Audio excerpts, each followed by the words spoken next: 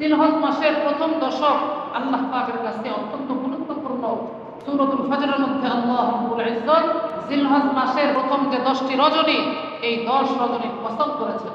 আল্লাহ পাক যখন কোনো বিষয়ের কসম করেন তো এর দ্বারা ওই বিষয়ের গুরুত্ব প্রকাশ করা হয়। হাদিস শরীফের মধ্যে জিলহজ মাসের প্রথম দশকের কয়েকটি মুস্তাহাব আমলের কথা উল্লেখ আছে।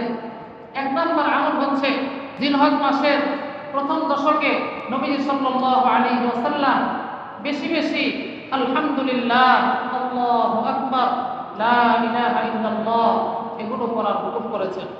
নবীজি বলেছেন, ফাকসিরু ফীহিন্না মিনাত তাহমিদ ওয়াত তাকবীর ওয়াত তাহলিল।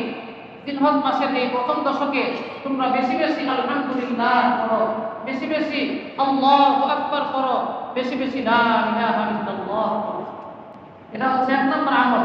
2 নম্বর আমল হচ্ছে হাদিস শরীফের মধ্যে এসেছে, ইন্না রাসূলুল্লাহ সাল্লাল্লাহু আলাইহি ওয়াসাল্লাম কানা ইয়াসুমু 9 মিন যিলহিজ্জাহ।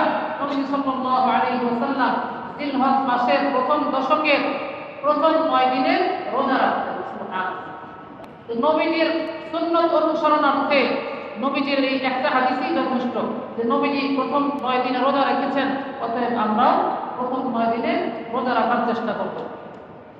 এছাড়াও নবীজি আরেকটি বর্ণনায় বলেছেন, এই প্রথম 9 দিনের এক একটি রোজার বদৌলতে আল্লাহ পাক আমলনামায় 1 বছর রোজা রাখার সওয়াব দান করবেন। সুবহানাল্লাহ।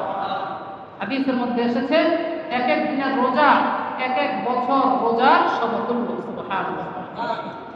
আর রাত সম্পর্কে বলা হয়েছে, এক এক রাতের ইবাদত ফজরের রাতে ইবাদত করার সমতুল্য। সুবহানাল্লাহ।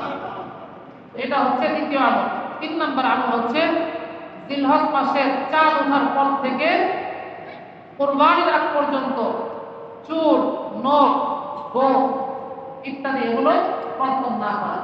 নবীজি বলেছেন, ফাইদা উহিল্লা হিলালুল হিজ্জাহ, যখন জিলহজ মাসের চাঁদ দেখা দেয়, ফালা ইয়াখুযান্না মিন শা'রিহি ওয়ালা মিন আসফারিহি শাইআ হাত্তা ইউযহিয়া, তো তখন থেকে কুরবানি করার আগ পর্যন্ত সে যেন তার নখ, চুল এগুলো না কাটে।